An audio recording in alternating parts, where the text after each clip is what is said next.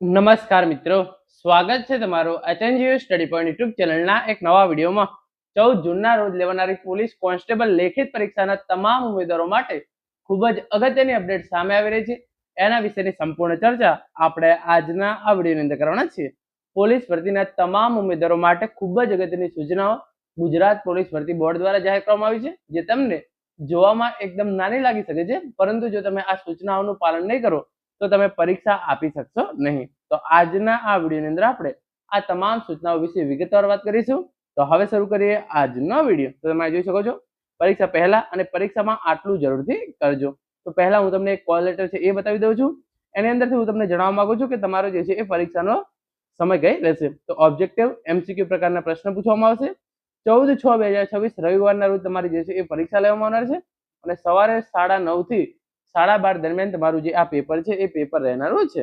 તમારું જે પણ પરીક્ષા કેન્દ્ર હોય એની અંદર તમને જે છે એ 8:30 પછી પ્રવેશ આપવામાં આવશે નહીં. તો તમારે 7:30 થી પ્રવેશ તમારો જે છે એ પરીક્ષા કેન્દ્રની અંદર ચાલુ થશે અને 8:30 પછી કોઈ પણ ઉમેદવારોને કોઈ પણ પરીક્ષા કેન્દ્રની અંદર પ્રવેશ આપવામાં આવશે નહીં. તો તમારે આ બાબતનું ખાસ ધ્યાન રાખવાનું છે. 8:30 પહેલા પરીક્ષા કેન્દ્ર પર પહોંચી જવાનું રહેશે. અહીંયા તમે જોઈ શકો છો તમામ સૂચનાઓ આપવામાં આવેલી છે. આમાંથી કેટલીક અગત્યની સૂચનાઓ છે, આપણે એના વિશે જ વાત કરીશું. તમામ સૂચનાઓ જે છે એ આપણે વાંચવાના નથી. તો સૌપ્રથમ તમારે કોલ લેટર જે છે એ તમે જે ડાઉનલોડ કરે છે એની પ્રિન્ટ નીકાળી તમારે ચોક્કસથી સાથે લઈ જવાની છે. જ્યારે પણ તમને માગે ત્યારે આ તમારે કોલ લેટર જે છે એ રજૂ કરવાનો રહેશે. જે પણ તમારું પરીક્ષા સ્થળ છે ત્યાં જવા માટે તમારે જાતે ખર્ચ કરવો પડશે અને જે સમય આપેલો છે એ સમયે તમારે જે છે એ પહોંચી જવાનું રહેશે. Aadhaar card, driving licence, PAN card, ચૂંટણી કાર્ડ માંથી કોઈ એક પુરાવો તમારે જે છે એ ચોક્કસથી જોડે રાખવાનો રહેશે અને તમે જરૂરી વયમર્યાદા શૈક્ષણિક લાયકાત ધરાવશો તેમ માનીને આ કોલ લેટર જે છે એ આપવામાં આવેલો છે. પછી દર્શાવ અનામત અને વધારા ગુણ વિગતોની માહિતી અને માન્યતા પ્રાપ્ત પ્રમાણપત્રો ધરાવશો તેમ માનીને આ કોલ લેટર આપવામાં આવેલો છે.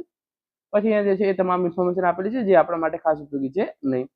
એ જે ખાસ સૂચના છે, 7:30 વાગે જે છે એ રિપોર્ટિંગ કરવાનું રહેશે અને 8.5 કલાક પછી કોઈ પણ સંજોગોમાં કોઈ પણ પરીક્ષાર્થીને અંદર એન્ટ્રી આપવામાં આવશે નહીં. તો 8:30 છેલ્લામાં છેલ્લું છે. બાયોમેટ્રિક અને ફોટોગ્રાફ વેરિફિકેશનની પ્રક્રિયા છે એ સવારે 7:30 વાગે શરૂ કરી દેવામાં આવશે. 12:30 વાગે પેપર પૂરું થાય પછી OMR શીટ જમા કરાવી ઉમેદવારની હાજરીમાં વપરાયેલ OMR શીટ સીલ બંધ કવરમાં પેક થયા બાદ જ ઉમેદવાર વર્ગખંડ જે છે એ છોડી શકશે. બાયોમેટ્રિક વેરિફિકેશન તમારું સરખી રીતે થાય એના માટે આંગળી તથા અંગૂઠા પર મહેંદી, કંકુ, ચંદન કે અન્ય કોઈ પણ પ્રકારની રંગીન દ્રવ્ય લગાવવા નહીં.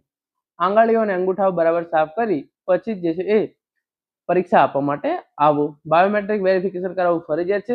આ વેરિફિકેશન કર્યા વગર જો કોઈ ઉમેદવાર પરીક્ષા આપશે તો એનું જે છે એ પરીક્ષા રદ કરવામાં આવશે અને કોઈ કારણોસર બાયોમેટ્રિક વેરિફિકેશન ન થયું હોય તો પરીક્ષા પૂર્ણ થયા બાદ ઉમેદવારો બાયોમેટ્રિક વેરિફિકેશન કર્યા બાદ જ પરીક્ષા કેન્દ્ર જે છે એ છોડવાની રહેશે. જ્યાં સુધી પરીક્ષા પૂરી ના થાય ત્યાં સુધી તમે વર્ગખંડ છોડી શકશો નહીં. એના પછી પુસ્તકો, કાગળ, લખાણ કે મોબાઈલ ફોન, ઇયરબડ, કેલ્ક્યુલેટર વગેરે જેવા જે છે એ કોઈ પણ સાધનો તમે જોડે રાખી શકશો નહીં. CCTV નું આખું રેકોર્ડિંગ થશે. રેકોર્ડિંગની અંદર પણ તમે જે છે એ ગેરરીતિ કરતા પકડાશો તો તમારી જે છે એ આખી પરીક્ષા રદ કરી દેવામાં આવશે. OMR શીટ ભરવા માટે તમે બ્લુ અથવા બ્લેક બોલ પેનનો ઉપયોગ કરી શકો છો. OMR શીટ તપાસવામાં આવશે નહીં. જ્યાં જ્યાં સહી કરવાની હોય તે ફરજિયાત સહી કરવાની છે. સહી વગરની OMR શીટ અંગે ભરતી બોર્ડનો નિર્ણય આખરી અને ઉમેદવારને બંધન કરતા રહેશે. જો વ્હાઇટ ઇંકનો તમે ઉપયોગ કરેલો હશે તો તમારે જે છે એ પ્રશ્નનો જવાબ ખોટો ગણી 0.25 જે છે એ નેગેટિવ કરવામાં આવશે. ચેક વાળા પ્રશ્નો, ખોટા જવાબો, ખોટી પદ્ધતિથી ભરેલ જવાબો વગેરે માટે જે છે એ 0.25 નેગેટિવ માર્ક આપવામાં આવશે. જે તમારો પાર્ટ A છે એ 101 થી 80 પ્રશ્નો અને પાર્ટ B છે એ 81 થી 200 પ્રશ્નોનો રહેશે અને OMR શીટની અંદર તમારે આ પ્રમાણે જે છે એ જવાબ આપવાના રહેશે. જો તમારે 1 માર્ક્સ નેગેટિવ ના કપાવવા દેવો હોય તો તમારે જે છે એ ઓપ્શન E ટિક કરવાનો રહેશે. જો તમે ઓપ્શન E ટિક કરશો તો 0.25 તમારે જે છે એ નેગેટિવ માર્કિંગ થશે નહીં. પાર્ટ A 1 થી 80 પ્રશ્નોનો છે, એની અંદર પાસ થવા માટે તમારે 40% ગુણ લાવવા જરૂરી છે. પાર્ટ B 81 થી 200 પ્રશ્નોનો છે, એની અંદર પાસ થવા માટે તમારે 40% ગુણ લાવવા જરૂરી છે. એટલે કે પાર્ટ A ની અંદર 80 માંથી 32 માર્ક્સ લાવવા જરૂરી છે પાસ થવા માટે અને પાર્ટ B 120 માંથી તમારે જે છે 48 માર્ક્સ પાસ થવા લાવવા માટે જરૂરી છે. તો 1 થી 80 પાર્ટ A છે એની અંદર તમારે 32 માર્ક્સ પાસ થવા માટે લાવવાના છે. 81 થી 200 પાર્ટ B છે એની અંદર તમારે પાસ થવા માટે 48 માર્ક્સ લાવવા જરૂરી છે. આના કરતા ઓછા માર્ક્સ લાવશો તો તમે આ પરીક્ષાની અંદર પાસ થયેલા ગણાશો નહીં. અને એના પછી OMR શીટ જે અંદર તમારે કોઈ પણ પ્રકારની પ્રોબ્લેમ આવે તો વર્ગ નિરીક્ષકનું તમારે જે છે એ ધ્યાન દોરવાનું છે. બારકોડ સ્ટીકર લગાવીને તમામ જે છે એ ઇન્ફોર્મેશન ભર્યા પછી તમારે જે છે એ OMR શીટ તમારી જમા કરાવી દેવાની રહેશે અને આન્સર કી જે છે એ ભરતી બોર્ડની વેબસાઇટ પર આના પછીથી જાહેર કરવામાં આવશે.